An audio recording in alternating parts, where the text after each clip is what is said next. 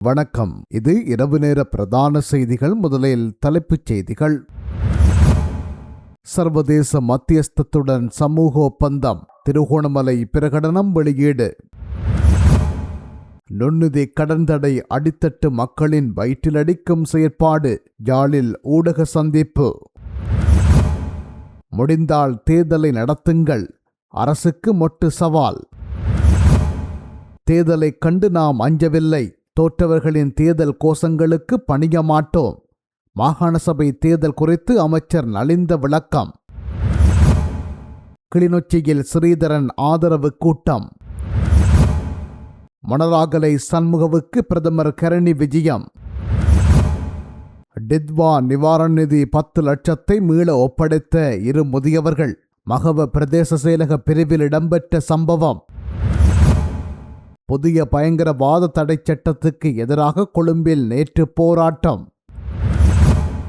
தமிழர்களின் அரசியல் பிரச்சினைக்கு தீர்வு காணாமல் முன்னேற்றம் அடைய முடியாது, பேராசிரியர் GL பீரிஸ் தெரிவிப்பு. நுவரெலியா கண்டி மாவட்டங்களுக்கு மீண்டும் மண்சரிவு அபாய எச்சரிக்கை. கசப தேரரின் உள்நோக்கம் ஒருபோதும் வெற்றி பெறாது, பிரதி அமைச்சர் சுனில் வட்டக்கல திட்டவட்டம். இந்திய ஸ்தானிகரம் கனிமவள ஆய்வு குறித்து புதிய ஒப்பந்த முன்மொழிவு, உள்ளடக்கங்கள் ஆபத்தானவை என்கின்றார் தயாசிறி MP. கெஹலியவுக்கு எதிராக ஏப்ரல் 27 வழக்கு. வடக்கு முஸ்லிம்கள் வெளியேற்றப்பட்டு 35 வருடங்கள் பூர்த்தி, நினைவுகளை மீட்டெடுக்கும் புகைப்பட கண்காட்சி மற்றும் கலந்துரையாடல். அத்துக்கோரள MPயின் கொலை, மரண தண்டனை விதிக்கப்பட்ட 12 பேருக்கும் பொது மன்னிப்பு அளியுங்கள், ஜனாதிபதியிடம் கலாநிதி நிர்மால் ரஞ்சித் கோரிக்கை. வடுக்குநாரிமலை ஆதிலிங்கேஸ்வரர் ஆலயத்தில் தடைகளின்றி சுதந்திரமாக சிவராத்திரி வழிபாடுகள் வழிவகை செய்யப்படும் என்கின்றார் பிரதி அமைச்சர் உபாலி.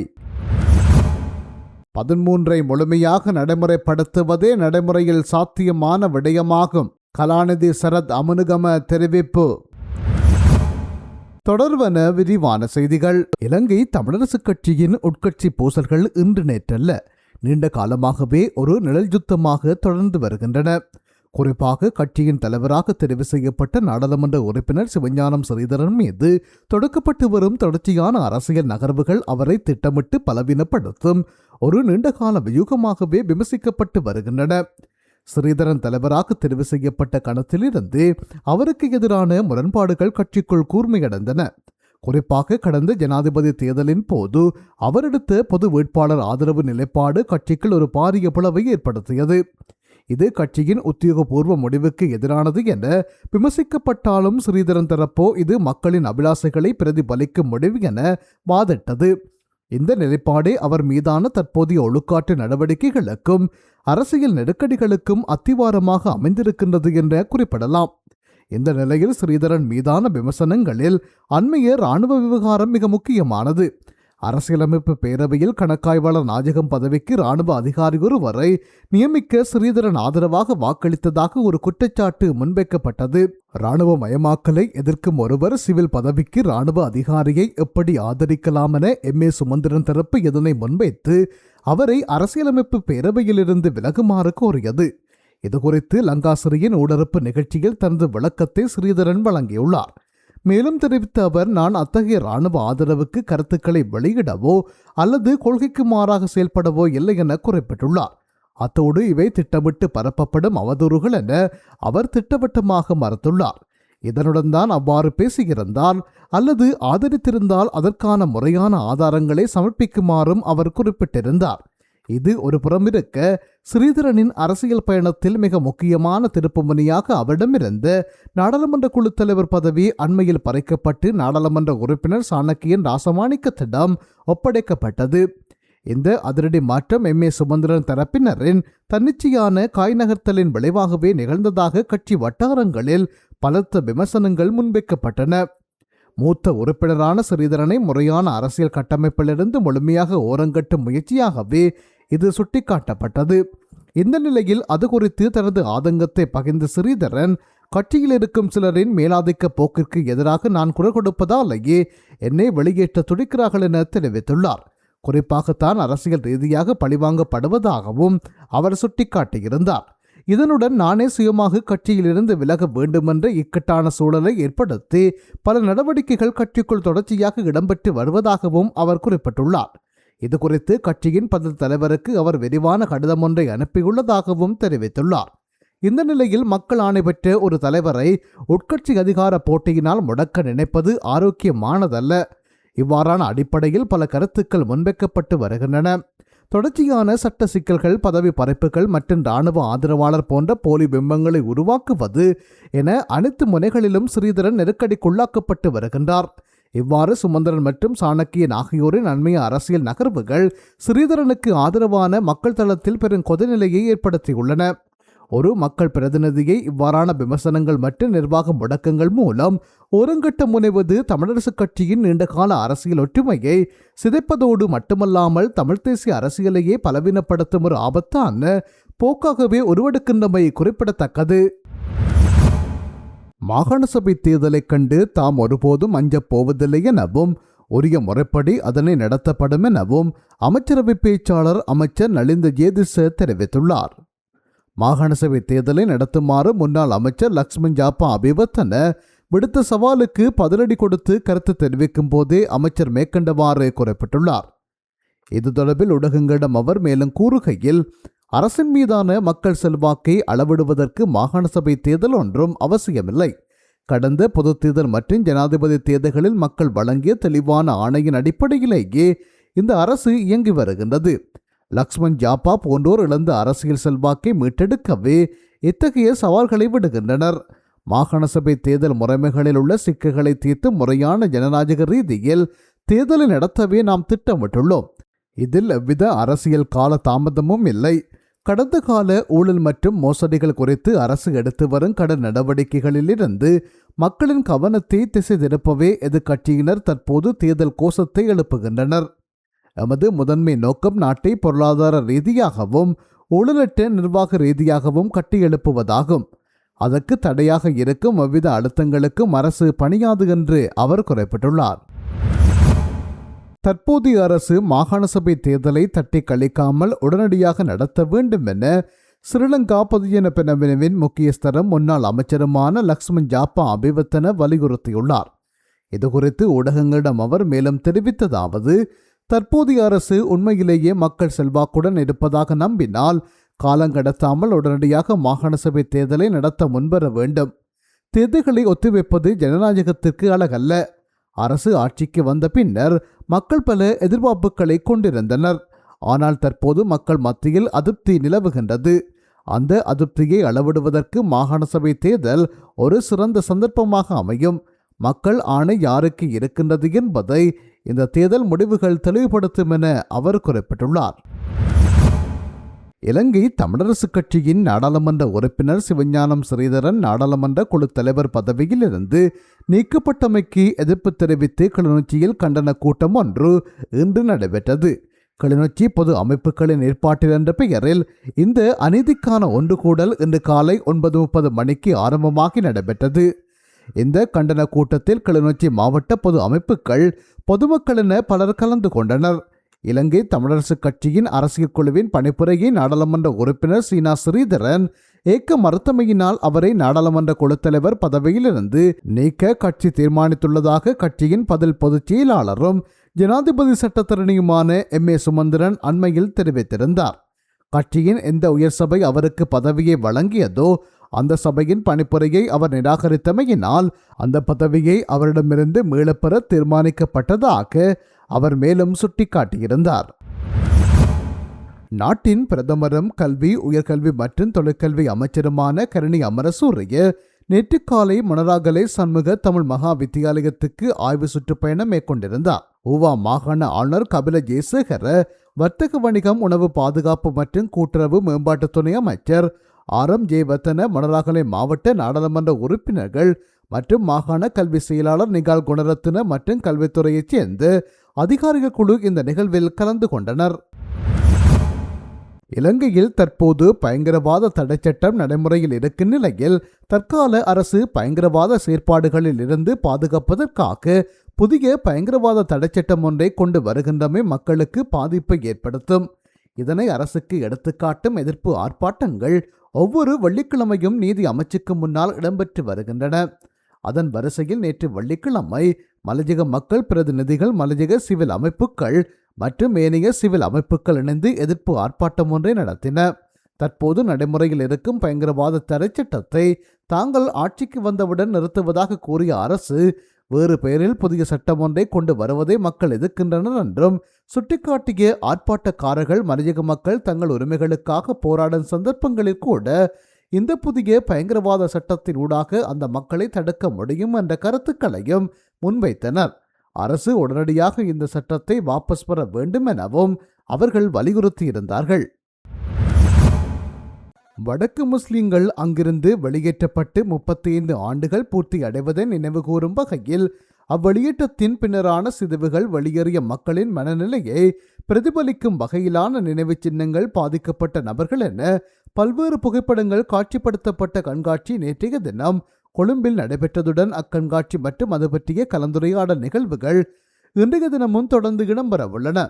வடக்கு முஸ்லிம்கள் 1990ஆம் ஆண்டு அக்டோபர் மாதம் வெளியேற்றப்பட்டு 35 வருடங்கள் பூர்த்தி அடைவதை முன்னிட்டு பெண்கள் செயற்பாட்டு வலையமைப்பு, கிராமிய அபிவிருத்தி நிலையம், சிறுபான்மையினருக்கான கூட்டுணர்வு, சிஸ்டர்கேட் இனிசியேட்டிவ் மற்றும் செல்வநாயக ஞாபகார்த்த நிதியம் என்பவற்றின் கூட்டிணைந்த முயற்சியில் 23 தன்னார்வலர்களால் வடக்கு முஸ்லிம்களின் வெளியேற்றத்துடன் தொடர்புடைய 120க்கும் மேற்பட்ட புகைப்படங்கள் திட்டமிடப்பட்டு அவற்றிலிருந்து கண்காட்சியில் காட்சிப்படுத்துவதற்காக 70க்கும் மேற்பட்ட புகைப்படங்கள் தெரிவு செய்யப்பட்டன.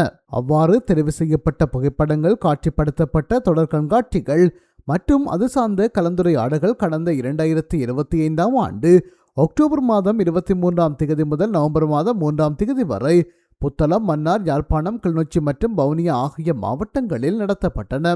அதேவேளை இன்றைய தினம் முற்பகல் 10 மணிக்கு நினைவுகள், உரிமைகள் மற்றும் கண்ணியத்தை மீட்டல் எனும் தலைப்பில் சட்டத்தரணி சுவஸ்திகா அருள்லிங்கத்தினால் தொகுத்தளிக்கப்படும் கலந்துரையாடல் ஒன்று இடம்பெறவிருப்பதுடன் அதில் இலங்கை மனித உரிமைகள் ஆணைக்குழுவின் உறுப்பினர் பர்சானா கனிபா, சிவில் செயற்பாட்டாளர் இளங்கோவன், காணாமல் போனோர் பற்றிய அலுவலகத்தின் உறுப்பினர் மிராக் ரஹீம் மற்றும் சட்டத்தரணி அமீர் பாஜிஸ் ஆகியோர் பங்கேற்க உள்ளனர்.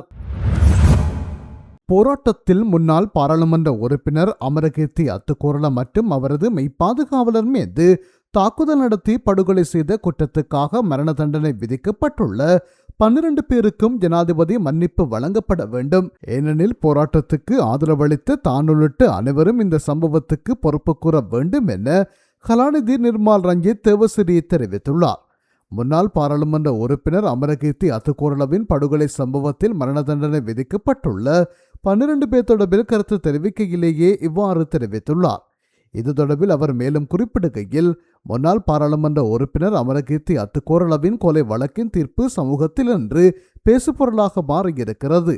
போராட்டத்துக்காக மக்களை தூண்டியதன் ஒரு பெறுபேறாகவே இந்த கொலை சம்பவம் நிகழ்ந்துள்ளது. அதனால் மரண தண்டனை விதிக்கப்பட்ட அனைவருக்கும் ஜனாதிபதி மன்னிப்பு வழங்கப்பட வேண்டும் என்ற கருத்து தெரிவிக்கப்பட்டு வருகிறது. மரண தண்டனை விதிக்கப்பட்டவர்களுக்கு ஜனாதிபதி மன்னிப்பு வழங்கப்பட வேண்டும் என்ற நிலைப்பாட்டில் நானும் இருக்கின்றேன். ஏனெனில் மக்களுக்கு அரசியலமைப்பை மீறி செயற்பட முடியும் என நானும் அந்த சந்தர்ப்பத்தில் தெரிவித்திருந்தேன். மக்கள் அணிதிரள்வதற்கு நானும் ஆதரவளித்திருக்கின்றேன். அதனால் இந்த சம்பவத்துக்கு நானும் பொறுப்பு கூற வேண்டும் என்றே நினைக்கின்றேன். மக்களை தூண்டுவதற்காக முன்னின்ற அனைவரும் இதற்கு பொறுப்பு கூற வேண்டும். இந்த பொறுப்பிலிருந்து யாரும் தப்பிக்க முடியாது என அவர் குறிப்பிட்டுள்ளார். வவுனியா வடுக்குநாரிமலை ஆதிலிங்கேஸ்வரர் ஆலயத்தில் பொதுமக்கள் சுதந்திரமாக சிவராத்திரி வழிபாடுகளில் ஈடுபடுவதற்கு இடமளிக்கப்பட வேண்டும். அத்துடன் சைவ மக்களின் வழிபாட்டுரிமை பாதுகாக்கப்பட வேண்டும் என்று வன்னி மாவட்ட பாராளுமன்ற உறுப்பினர் தூனா ரவிகரன் வலியுறுத்தியுள்ளார். வவுனியா வடக்கு பிரதேச அபிவிருத்தி ஒருங்கிணைப்பு குழு கூட்டம் நேற்று இடம்பெற்ற நிலையில் இந்த விடயம் தொடர்பில் கலந்துரையாடப்பட்டுள்ளது.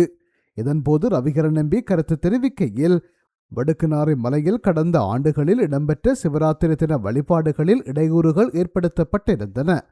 குறிப்பாக சிவராத்திரி தின வழிபாடுகளில் ஈடுபட்டிருந்த பக்தர்கள் மீது போலீசார் தாக்குதல்களை நடத்தியிருந்தனர். அத்தோடு பக்தர்களுக்குரிய குடிநீரை ஆலய பகுதிக்குள் எடுத்து செல்வதற்கு தடைகளும் ஏற்படுத்தப்பட்டிருந்தன. எனவே இம்முறை சிவராத்திரி தின வழிபாடுகளுக்கு அவ்வாறான இடையூறுகள் ஏற்படுத்தப்படக்கூடாது. சைவ மக்கள் சுதந்திரமாக வழிபடுவதற்கு இடமளிக்கப்பட வேண்டும். அடிப்படை மனித உரிமைகளில் ஒன்றான சைவ மக்களின் வழிபாட்டுரிமை பாதுகாக்கப்பட வேண்டும் என தெரிவித்துள்ளார். இதற்கு பதிலளித்த பிரதேச அபிவிருத்தி ஒருங்கிணைப்பு குழு தலைவரும் பிரதியமைச்சருமான உமாலி சமரசிங்க வடுக்குநாரைமலை ஆதிலிங்கேஸ்வரர் ஆலயத்தில் இம்முறை தடைகளின்றி சுதந்திரமாக மக்கள் வழிபடுவதற்குரிய வழிவகைகள் ஏற்படுத்தப்படும் என தெரிவித்துள்ளார். அத்துடன் கூட்டத்தில் கலந்து கொண்ட தேசிய மக்கள் சக்தி பாராளுமன்ற உறுப்பினர்களும் ஆதரவாக கருத்து வெளியிட்டனர். மேலும் சிவராத்திரி தினத்தன்று ஆதிலிங்கேஸ்வரர் ஆலயத்துக்கு வருகை தருகின்ற அடியவர்களுக்கு குடிநீர் வசதிகளை ஏற்படுத்தி கொடுக்குமாறு வவுனியா வடக்கு பிரதேச சபை தவிசாளரிடம் ரவிகரன் எம்பி கேட்டுக் கொண்டுள்ளார். தமிழ் மக்களின் வாழ்க்கை தரத்தை மேம்படுத்திவிட்டு அரசியல் பிரச்சினைக்கு தீர்வு காணலாம் என்ற ஆரம்பகால நிலைப்பாடு பிற்பட்ட காலத்தில் தவறாக அமைந்தது. தமிழ் மக்களின் அரசியல் பிரச்சினைக்கு தீர்வு காணாமல் நாடுகின்ற ரீதியில் ஒருபோதும் முன்னேற்றமடைய முடியாதென முன்னாள் வெளிவிவகாரத்துறை அமைச்சர் பேராசிரியர் GL பீரிஸ் தெரிவித்துள்ளார். புதிய அரசியலமைப்பை உருவாக்குவதாக குறிப்பிட்டு கொண்டு இந்த அரசாங்கம் ஆட்சிக்கு வந்தது. ஆனால் இன்றளவில் புதிய அரசியல் உருவாக்கத்துக்கான ஆரம்பகட்ட நடவடிக்கைகளை கூட முன்னெடுக்கவில்லை. குறைந்தபட்சம் ஒரு கருத்தால் கூட இடம்பெறவில்லை.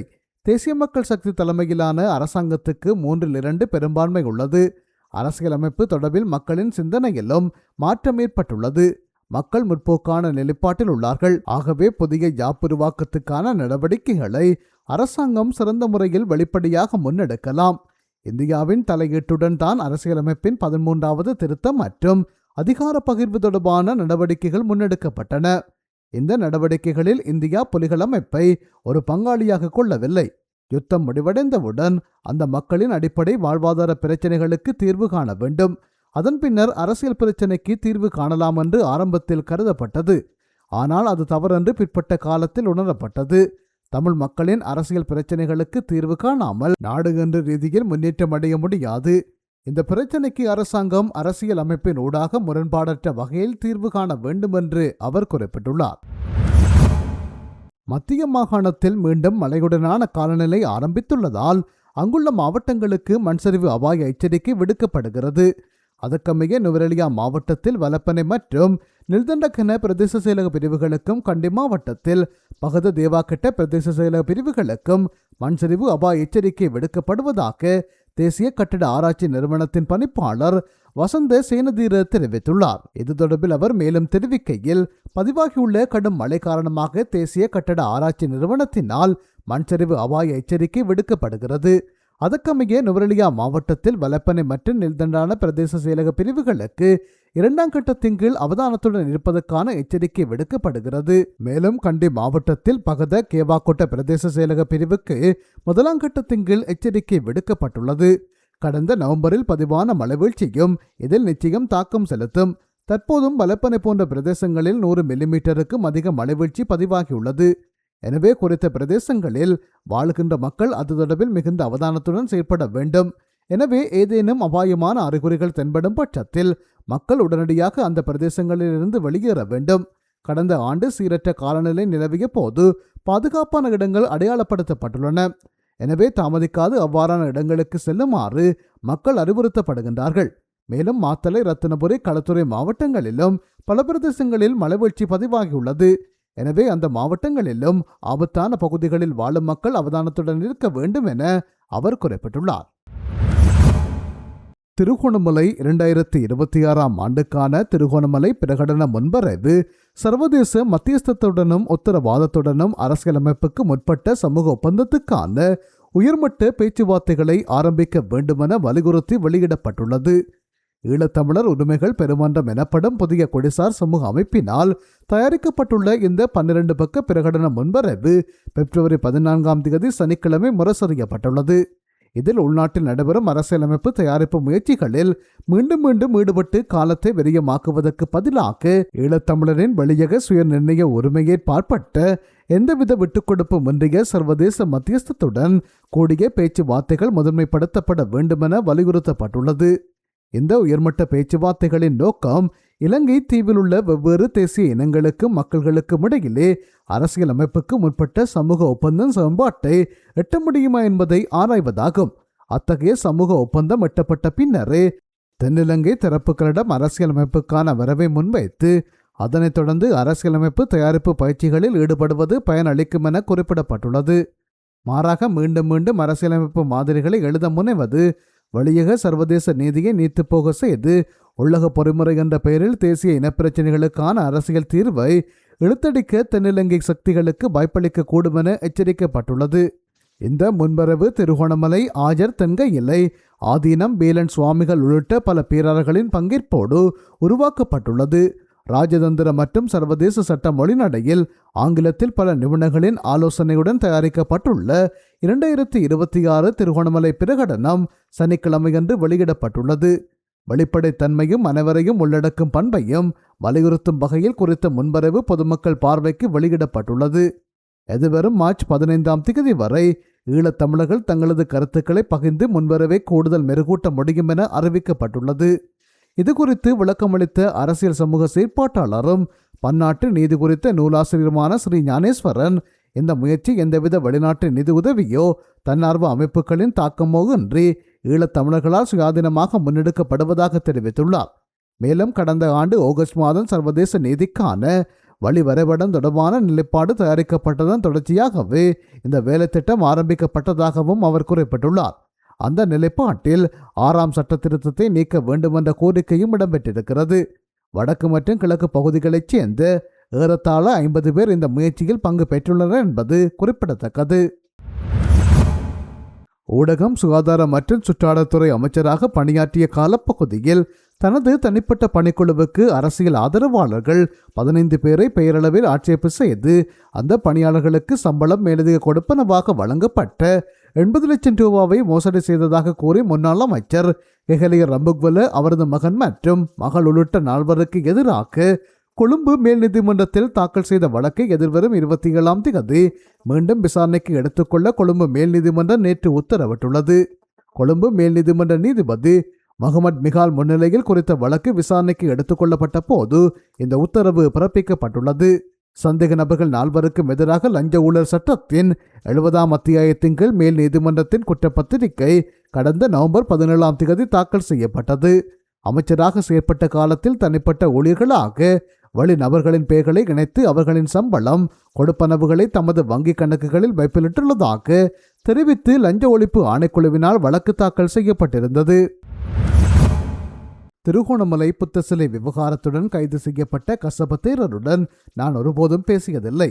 பொய்யான விடயங்களையே சமூகமயப்படுத்துகிறார். இவரது உள்நோக்கம் ஒருபோதும் வெற்றி பெறாது என பொதுமக்கள் பாதுகாப்பு மற்றும் பாராளுமன்ற விவகாரங்கள் பிரதி அமைச்சர் சுனில் வட்டக்கல தெரிவித்துள்ளார். கொழும்பில் நேற்று நடைபெற்ற நிகழ்வில் கலந்து கொண்டதன் பின்னர் ஊடகங்கள் எழுப்பிய கேள்விக்கு பதிலளிக்கையில் மேற்கண்டவாறு குறிப்பிட்டுள்ளார்.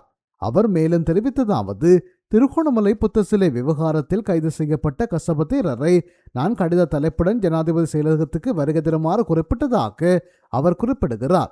இது முற்றிலும் தவறானது. கசப தேரரை நான் சந்தித்ததும் இல்லை, அவருடன் தொலைபேசியில் பேசவும் இல்லை.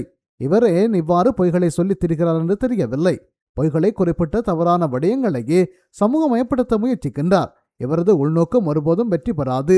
சட்டவிரோதமான செயற்பாடுகளுக்கு எதிராக சட்டத்தினூடாக நடவடிக்கை எடுக்கும் போது இதுவரை காலமும் அந்த சட்டவிரோத செயற்பாடுகளில் ஈடுபட்டவர்கள் போராட்டங்களில் ஈடுபடுகின்றார்கள். எதிர்க்கட்சி தலைவர் அரசியல் லாபத்துக்காக அவ்விடத்துக்கு சென்று சட்டவிரோத செயலுக்கு அனுமதி அளிக்குமாறு குறிப்பிடுகின்றார். எதிர்க்கட்சி தலைவர் தவறென்று தெரிந்தும் சட்டவிரோதமான செயற்பாடுகளுக்கு துணை செல்கின்றார். அவரது அரசியல் கொள்கை எவ்வாறானது என்பது கேள்விக்குள்ளாக்கப்பட்டுள்ளது என்று அவர் குறிப்பிட்டுள்ளார். 13வது திருத்த சட்டம் அரசியலமைப்பில் காணப்படுகின்ற நிலையில் அதை முழுமையாக நடைமுறைப்படுத்துவது பற்றியே தற்போது அவதானம் செலுத்த வேண்டும். அதை தவிர்த்து புதிய அரசியலமைப்பை உருவாக்குவது பற்றிய உரையாடலை ஆரம்பிக்கின்ற போது நடைமுறையில் சாத்தியமாகாத நிலைமையே மீண்டும் உருவாகும் என்று முன்னாள் அமைச்சர் கலாநிதி சரத் அமுனுகம தெரிவித்துள்ளார்.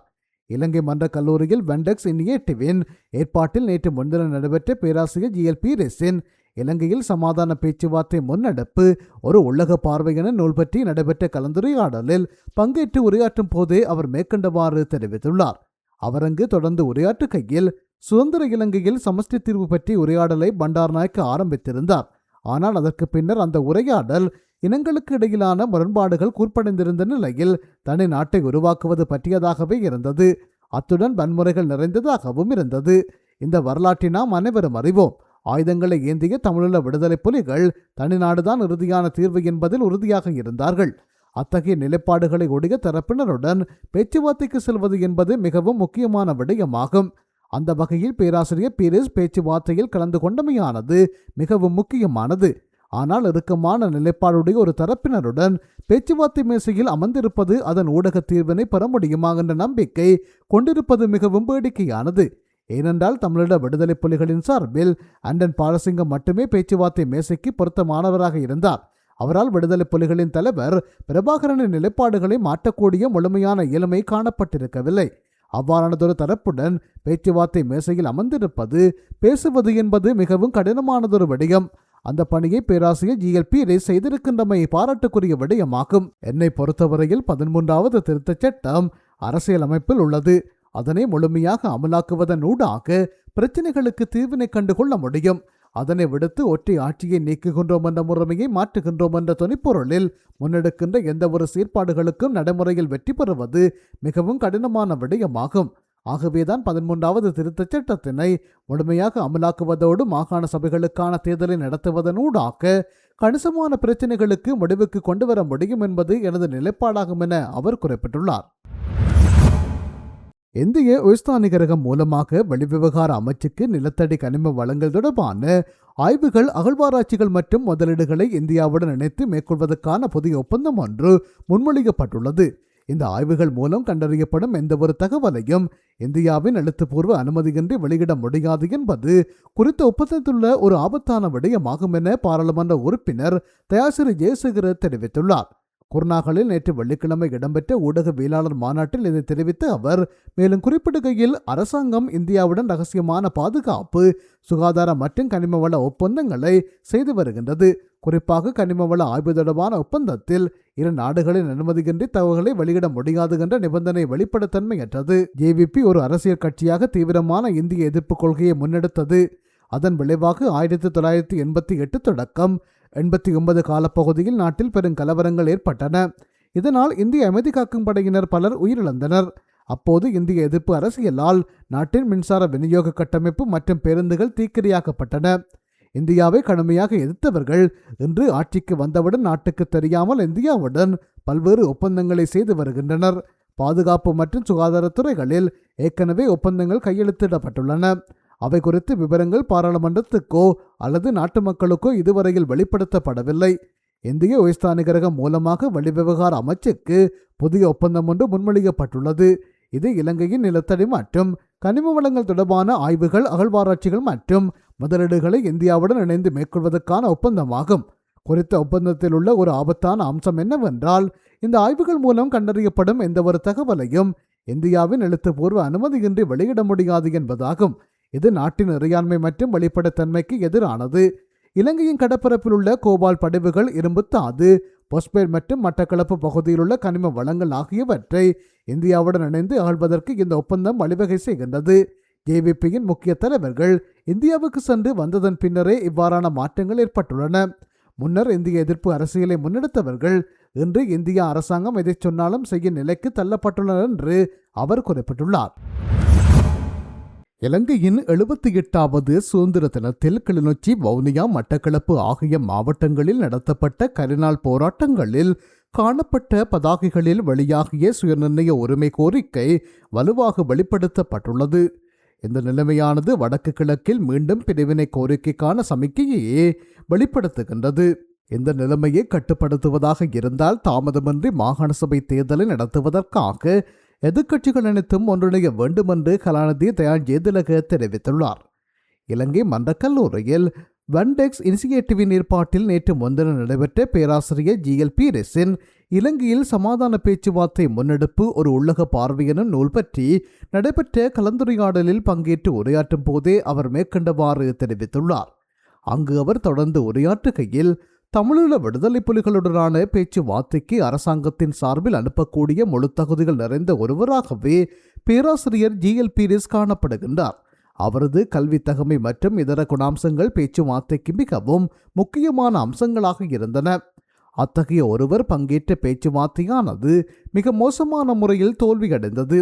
அதன் காரணமாக மிக மோசமான முறையில் அதிகுச்ச உயிர் பலிகளுடன் விடுதலை புலிகளின் விடயத்தினை முடிக்க வேண்டிய நிலைமைக்கு தள்ளப்பட வேண்டியிருந்தது. உண்மையில் பேச்சுவார்த்தையின் தோல்விக்கு காரணம் பேராசிரியர் பீரிஸ் அல்ல என்பதை முதலில் புரிந்து கொள்ள வேண்டும். இந்த இடத்தில் எனக்கொன்று நினைவுக்கு வருகின்றது. லெனினின் ஆரம்பகால புத்தகத்தில் முதலில் நாம் என்ன செய்ய வேண்டும் என்று குறிப்பிட்டிருப்பார். ஆனால் பேராசிரியரின் புத்தகமானது நாம் என்ன செய்யக்கூடாது என்பதை பறைசாற்றுவதாக உள்ளது. அந்த வகையில் இலங்கையின் சோல்பரி டொனமூர் ஆணைக்குழுக்கள் சமஷ்டி முறைமையை ஏற்றுக்கொண்டிருக்கவில்லை. அத்துடன் மாகாண சுயாட்சி பற்றிதான் அவை அதிகமாக வெளிப்படுத்துகின்றன. அதனை முதலில் அரசாங்க தரப்பினர் புரிந்து கொண்டிருக்க வேண்டும். தற்போதும் கூட நாட்டின் தன்மையை ஒற்றை ஆட்சி என்பதை அகற்றி சமஷ்டி என குறிப்பிட்டாலோ அல்லது எதுவுமே குறிப்பிட முனைந்தாலோ பிரச்சனைகளை ஏற்படும். அடுத்ததாக எதிரொலிகளை தெரிந்து வைத்திருக்க வேண்டும். நான் குறிப்பிடுவது விடுதலை புலிகள் பற்றி அறிந்து வைத்திருக்க வேண்டும். விடுதலை புலிகள் நோர்வேயின் மத்திய ஸ்தலத்தில் திடீரென்று பேச்சுவார்த்தை மேசையில் அமர்ந்தவர்கள் அல்லர். 1983 ஆண்டிலிருந்து தமிழீழ விடுதலை புலிகள் இயக்கம் பற்றிய வரலாற்றை பார்க்கையில் அது மிக தெளிவாக புரிகின்றது.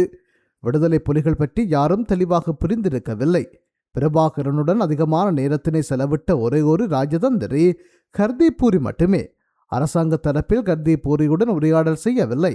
பிரபாகரன் பற்றிய அவரது பார்வைகளை யாரும் தெரிந்து கொள்ள முயற்சிக்கவில்லை. அது மட்டுமன்றி இந்தியாவின் சார்பில் விடுதலை புலிகளுடன் தொடர்புகளை பேணியவர்களுடன் உரையாடவில்லை. தகவல்களை பெற்றிருக்கவில்லை. ஆயுத போராட்ட இயக்கங்களில் 2 வகையானவை உள்ளன. கோரிக்கைகளை மையப்படுத்தி போராடுபவர்கள் தங்களது கோரிக்கைகள் நிறைவேற்றப்பட்டதும் அத்தோடு நிறுத்திக் கொள்வார்கள். ஆனால் அடிப்படைவாதிகளாக இருப்பவர்கள் இலக்கு வரையில் போராடுவார்கள். பேச்சுக்களுக்கு முக்கியத்துவம் அளிக்க மாட்டார்கள். இந்த புரிதல் அரசாங்க தரப்பில் காணப்பட்டிருக்காமையானது பெரும் குறைபாடாகும்.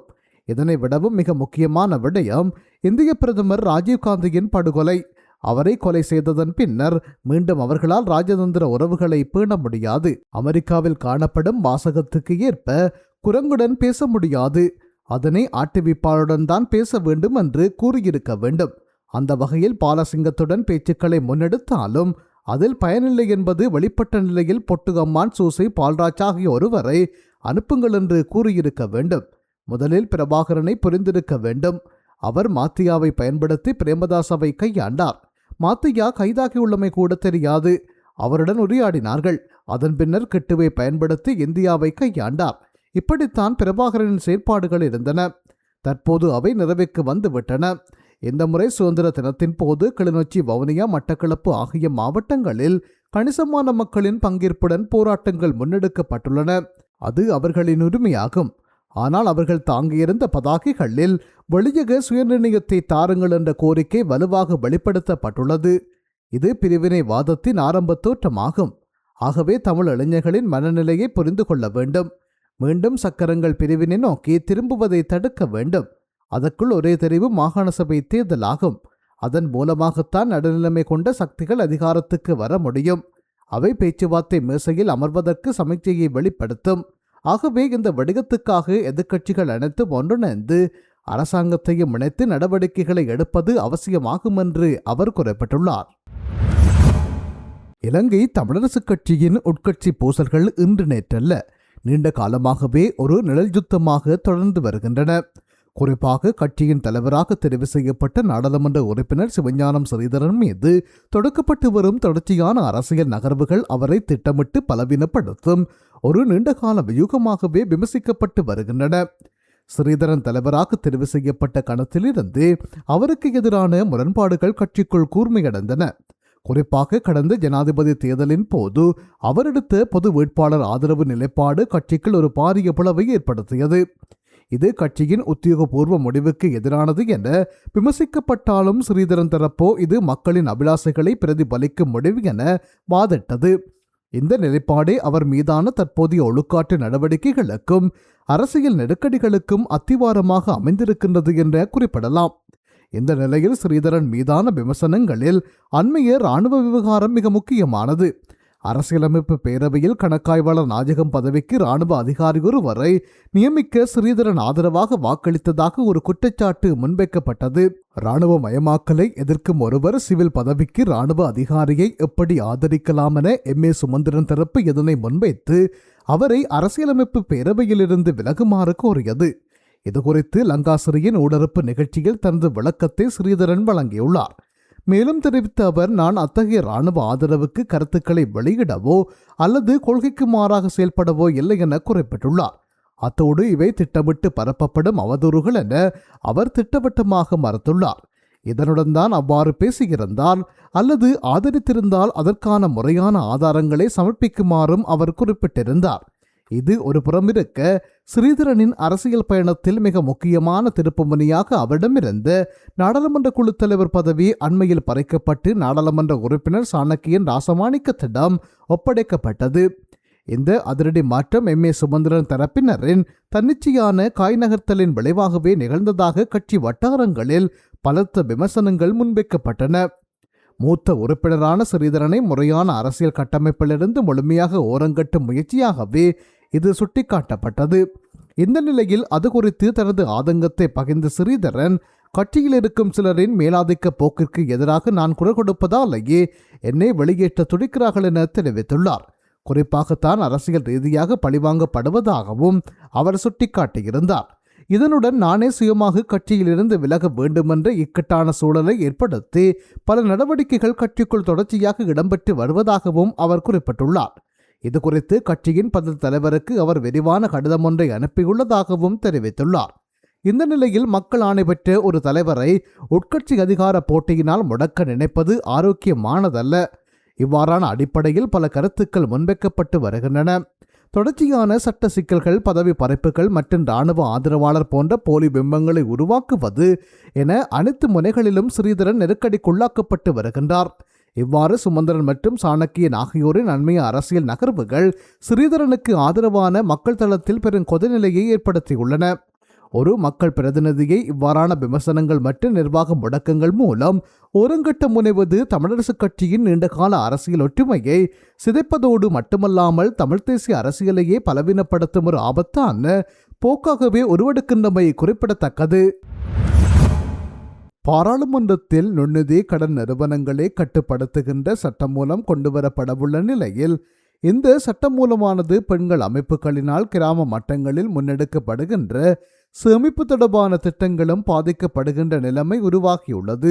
இந்த நிலையில் தீபகத்தில் உள்ள சேமிப்பு திட்டங்களில் ஈடுபடுகின்ற பெண்கள் அமைப்புகள் இது தொடர்பாக விழிப்புணர்வினை ஏற்படுத்துகின்ற வகையிலும் அரசனுடைய கவனத்தினை ஈர்க்கின்ற வகையிலும் பல்வேறு சந்திப்புகளையும் மேற்கொண்டு வருகின்றார்கள். இந்த நிலையில் அந்த அமைப்பினை சேர்ந்த பிரதிநிதிகள் ஊடக சந்திப்பினை யாழ்ப்பாண ஊடக அமையத்தில் இன்று மேற்கொண்டனர்.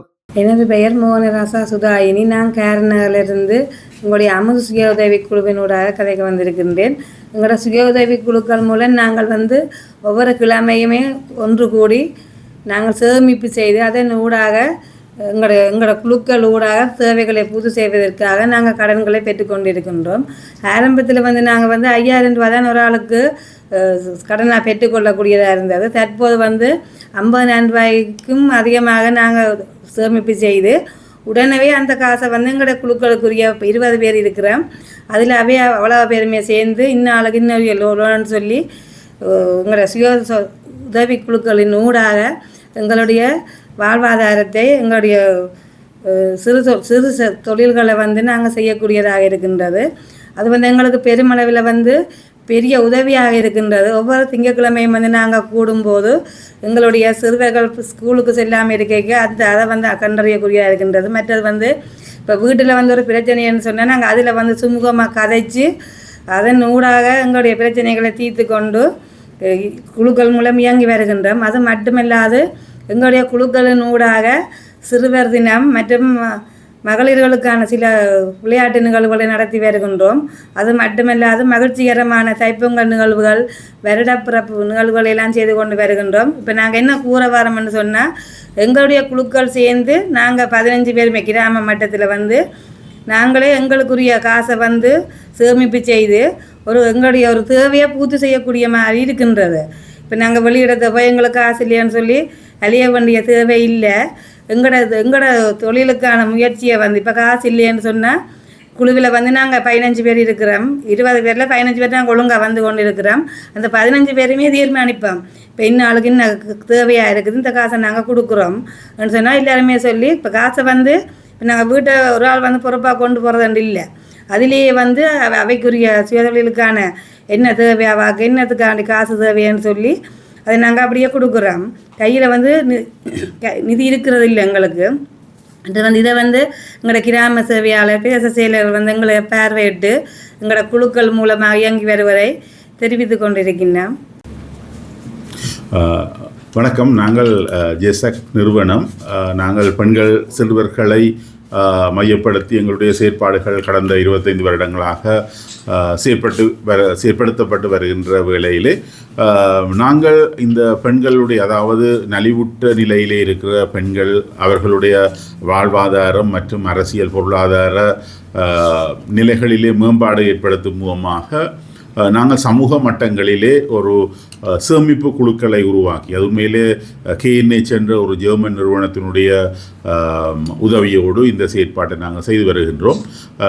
அதில் வந்து கிராம மக்களிலே அங்கே நலிவுற்று இருக்கிற மக்கள், அவர்களே ஒரு 15 பேர் தொடக்கம் 20 பேர் வரையிலே அவர்களே ஒரு சிறு சிறு குழுக்களாக, ஒரு சேமிப்பு குழுக்களாக உருவாக்கி அவர்கள் தம்மால் இயன்ற அளவு ஒரு சிறிய தொகையை வாராந்தம் சிறு சிறு சேமிப்புகளாக ஏற்படுத்தி அதிலே வருகின்ற அந்த திரட்டிய தொகை மூலம் தமக்குள்ளே சிறு சிறு கடன் கொடுப்பனவுகளை வந்து அவர்கள் மேற்கொண்டு வருகின்றார்கள்.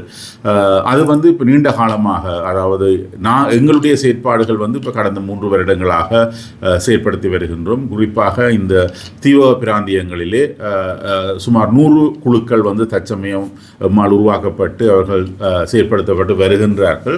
இது உண்மையிலே KNH என்ற அந்த நிதி நிறுவனத்தினுடைய அனுசரணையில் இது ஒரு சர்வதேச ஒரு நிகழ்ச்சி திட்டமாக இது இருக்கின்றது.